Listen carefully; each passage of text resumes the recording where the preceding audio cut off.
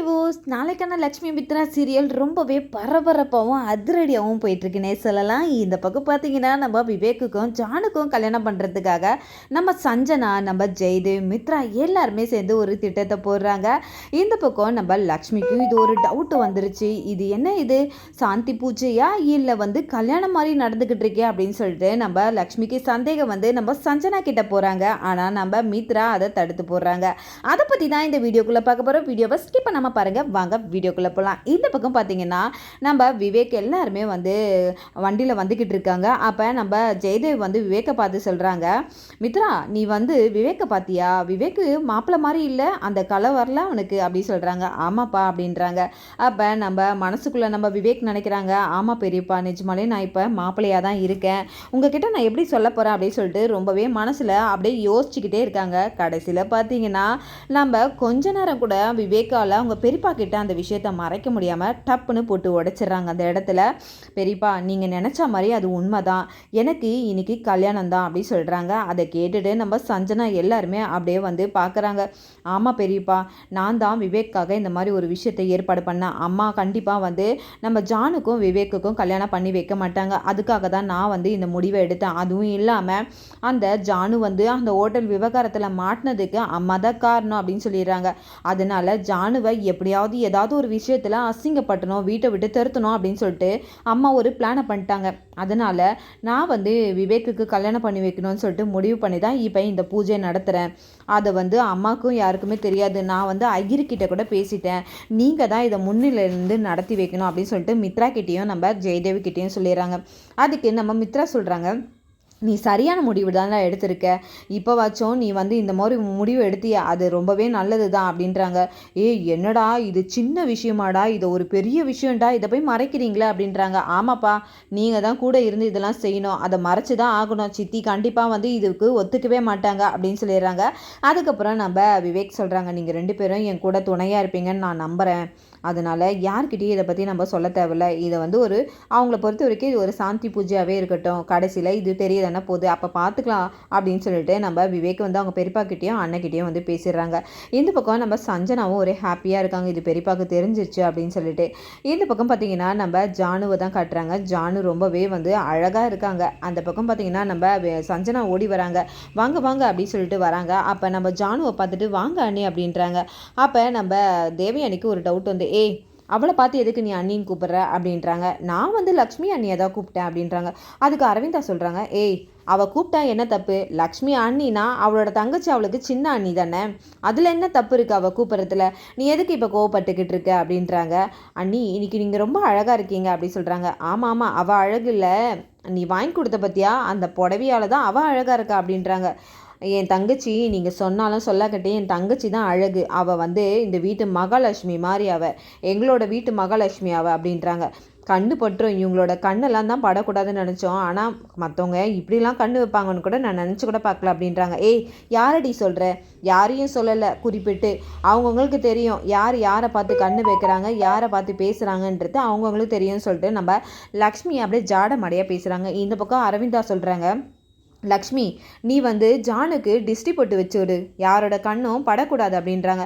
இதை கேட்டுட்டு 2 வில்லியுமே ரொம்பவே முறைக்க ஆரம்பிச்சுறாங்க. பார்த்தீங்களான்ட்டி நம்மளை தான் சொல்கிறாங்க அப்படின்றாங்க.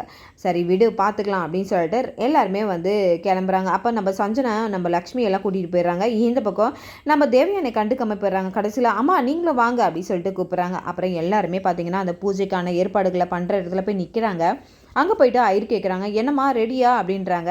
ரெடி தான் அப்படின்றாங்க. அப்போ சஞ்சனா சொல்கிறாங்க, விவேக் நீ இந்த பூஜையில் உட்கார அப்படின்றாங்க. அதுக்கு தேவயானி கேட்குறாங்க, எதுக்கு இரு நீ தானே பூஜை நடத்துகிறேன்னு சொன்ன, இப்போ எதுக்கு அவனை உட்கார வைக்கிற அப்படின்றாங்க. அம்மா காரணத்தோடு தாம்மா சொல்கிறேன், நான் இப்போ போய் உட்காரலாமா? 5 வருஷம் ஆயிடுச்சு எனக்கு கல்யாணம் ஆகி, நான் போய் இதில் உட்கார முடியுமா? அதனால தான் தம்பியை உட்கார சொல்கிறேன். அண்ணி நீங்கள் அவனை கூட்டிகிட்டு உட்கார வைங்க அப்படின்றாங்க. நீங்களும் அண்ணனும் புரியல எனக்கு, இது வந்து ஒரு சாந்தி பூஜை தானே, அதுக்கு எதுக்கு வந்து விவேக்கு வந்து கூட்டிகிட்டு வந்து உட்கார வைக்கணும்? அண்ணி நீங்கள் ஒரு பெரியவங்களா இருக்கீங்க, நீங்கள் வந்து கூட்டிகிட்டு வந்து அம்மா ஸ்தானத்தில் இருக்கீங்க, அப்போ நீங்கள் தானே கூட்டிகிட்டு வந்து உட்கார வைக்கணும். இது ஒரு பொதுவான பூஜை தான். இருந்தாலும் ஒரு சாங்கியம் இருக்குல்ல, ஐயர் தான் சொன்னார் இந்த பூஜைக்கு பெரியவங்க தான் கூட்டிகிட்டு வந்து உட்கார வைக்கணும் அப்படின்னு சொல்லிட்டு. அப்போ நம்ம லக்ஷ்மிக்கு ஒரே டவுட் அதிகமாக இருக்குது. இந்த பக்கம் நம்ம தேவயானி கேள்வி கேட்குறாங்க, என்னடி ஒரு பெத்தவ இருக்கும் போது அவளை போய் அம்மான்ற அப்படின்றாங்க. உடனே நம்ம ஜெயதேவி சொல்கிறாங்க, ஆமாம் லக்ஷ்மி அம்மான்ற ஒரு இதில் நீ வந்து பெத்த அம்மாவாக இருக்கலாம், லக்ஷ்மி அவளோட அண்ணி, அதனால் அண்ணியும் ஒரு அம்மாவுக்கு சமம் தானே, அதனால அவங்க உட்கார வைக்கிறதுல என்ன இருக்குது, மித்ரா அண்ணியும் லக்ஷ்மியும் போய் கூப்பிட்டு போய் உட்கார வைங்க அப்படின்றாங்க. இதை பார்த்துட்டு நம்ம மனுஷாவுக்கு ரொம்பவே கோவமாக இருக்குது. ஆண்டி என்ன நடக்குதுங்க அப்படின்னு கோவமாக கேட்குறாங்க. இந்த பக்கம் பார்த்தீங்கன்னா, சரி இது நம்மளோட சொந்த பந்தம் மட்டும்தானே இருக்கணும் இந்த பூஜையில், ஜானு நீ எதுக்கு இருக்கிற, நீ கிளம்பு அப்படின்றாங்க. உடனே நம்ம விவேக்குக்கு செம கோவம், நம்ம சஞ்சனா எல்லாருமே ரொம்பவே கோவப்படுறாங்க. ஏன்னா வந்து அந்த இடத்துல ஜானு தான் மெயினே. அப்போ ஜானு கிளம்பு அப்படின்னும் போது எல்லாருக்கும் கோவம் வராதா? அப்போ வந்து நம்ம விவேக் உடனே சொல்கிறாங்க, சரி ஜானு வந்து இந்த வீட்டு பொண்ணு இல்லைன்னு சொல்கிறீங்க, அப்போ மனிஷா என்ன இந்த வீட்டு பொண்ணா, வேறு ஆள் தானே இது, ஏய் என்னடா பேசுகிறேன், மித்ராவை கல்யாணம் பண்ணிக்க போகிறா, மித்ராவை கல்யாணம் பண்ணிக்க போகிறாளா அப்படின்னு சொல்லிட்டு நம்ம ஜெயதேவ் வராங்க. மித்ராவோட பொண்டாட்டி இப்போ லக்ஷ்மி தான், அதனால மனிஷா இப்போதைக்கு வெளியாளு தான் அப்படின்னு சொல்கிறாங்க. அதனால எல்லாருமே கடுப்பாகிறாங்க. இந்த பக்கம் நம்ம மனுஷா தேவையான காதை கடிக்கிறாங்க. ஆண்டி நீங்கள் கொஞ்ச நேரம் அமைதியாக இருங்க ஆண்டி, இப்போ என்னை மட்டும் அனுப்பிச்சிட்டாங்கன்னா நான் எப்படி ஆண்டி, நான் இங்கே இருக்க மாட்டேன், இங்கே அமைதியாக இருங்க ஆண்டி அப்படின்றாங்க. உடனே நம்ம தேவயானி, சரி சரி ஜானு இருக்கட்டும், மனிஷாவும் இருக்கட்டும், எல்லாருமே என்னோட ஃபேமிலி தான் அப்படின்னுறாங்க. இந்த பக்கம் பார்த்தீங்கன்னா பூஜைக்கான ஏற்பாடுகளும் நடந்துக்கிட்டு இருக்கு. நம்ம லக்ஷ்மிக்கு டவுட் அதிகம் இருக்குது. இந்த பக்கம் நம்ம லக்ஷ்மி என்ன பண்ணுறாங்கன்னா, நம்ம சஞ்சனாவை கூட்டிகிட்டு போகிறாங்க. சஞ்சனாவை கூட்டு போய் கேட்குறாங்க, என்ன நடக்குது இங்கே அப்படின்னு கேட்குறாங்க. ஆனால் நம்ம மித்ரா இதை பார்த்துறாரு. கண்டிப்பாக சஞ்சனா லக்ஷ்மி கிட்ட உளறிடுவா, அதனால லக்ஷ்மிக்கு இது தெரியக்கூடாது, கண்டிப்பாக இது தெரிஞ்சால் நடக்க விடாமல் பண்ணிடுவா, இது மட்டும் லக்ஷ்மிக்கு தெரிய வரவே கூடாது சொல்லிட்டு நம்ம மித்ராவும் பின்னாடியே போகிறாங்க. உடனே சஞ்சனாவை கூப்பிட்டு நம்ம லக்ஷ்மி திருவி கேள்வி கேட்குறாங்க. நம்ம சஞ்சனா சொல்கிறாங்க, அண்ணி நான் எது பண்ணாலும் நம்ம ஃபேமிலிக்காக தான் நான் பண்ணுவேன், நீங்கள் எதுக்கும் பயப்படாதீங்க அண்ணி அப்படின்றாங்க. இல்லை சஞ்சனா, இது என்னமோ திருமணத்துக்கு ஆன பூஜை மாதிரி இருக்குது, எனக்கு என்னமோ இது வந்து சாந்தி பூஜை மாதிரி எனக்கு தெரியல அப்படின்றாங்க.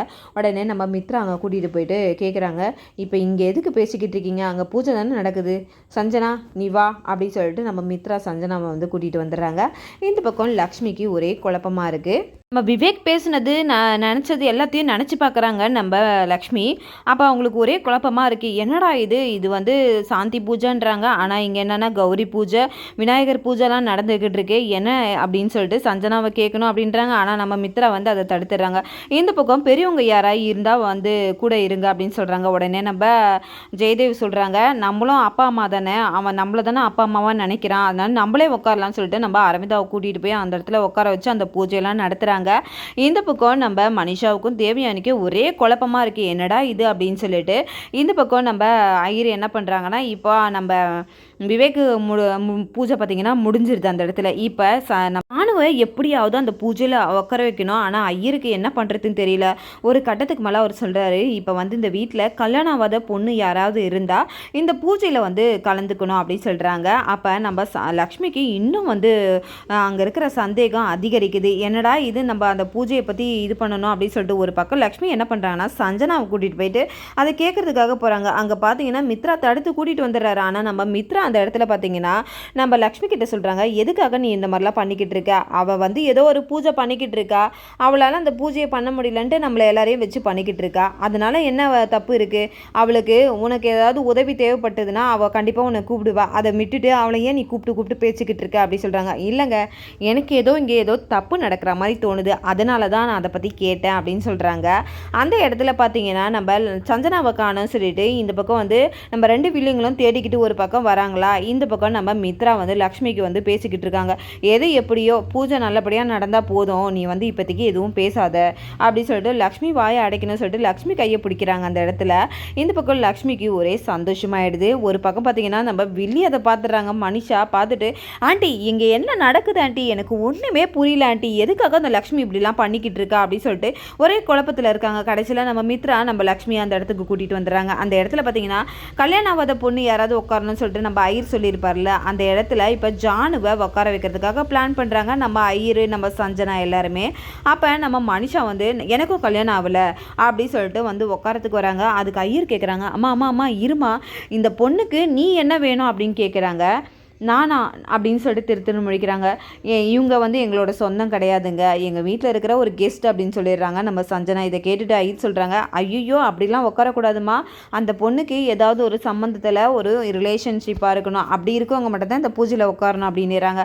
அப்போ தான் நம்ம ஜானுவை சஞ்சனா கையை காட்டுறாங்க. எங்கள் அண்ணியோட தங்கச்சி தான் இவங்க, அவங்க உட்காரலாம் அப்படி சொல்லிட்டு அந்த இடத்துல நம்ம ஜானுவை உட்கார வைக்கிறாங்க. அப்போ நம்ம அரவிந்தாவுக்கும் இது டவுட் அதிகரிக்குது.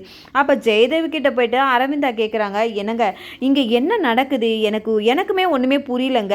ஜானுவை உட்கார வைக்கிறாங்க, கௌரி பூஜைன்றாங்க, புளியார் பூஜை, இதெல்லாமே கல்யாணத்துக்கு நடக்கிற பூஜை மாதிரியே இருக்குது, எனக்குமே ஒன்றும் புரியல அப்படின்றாங்க. அப்போ நம்ம ஜெயதேவ் வந்து அரவிந்தா, நீ நினைக்கிறது கரெக்டு தான், இந்த இடத்துல இப்போ கல்யாணம் தான் நடக்குது அப்படின்றாங்க. என்னங்க சொல்கிறீங்க அப்படின்றாங்க. ஆமாம், இப்போ ஜானுக்கும் விவேக்குக்கும் தான் கல்யாணம் நடக்குது அப்படின்றாங்க. என்னங்க அப்படின்றாங்க. ஆமாம், இது எனக்கு, மித்ராவுக்கு, விவேக்கு, சஞ்சனாவுக்கு மட்டும் தான் தெரியும், அதுவும் எங்களுக்கு இங்கே வந்து தான் தெரியுமே.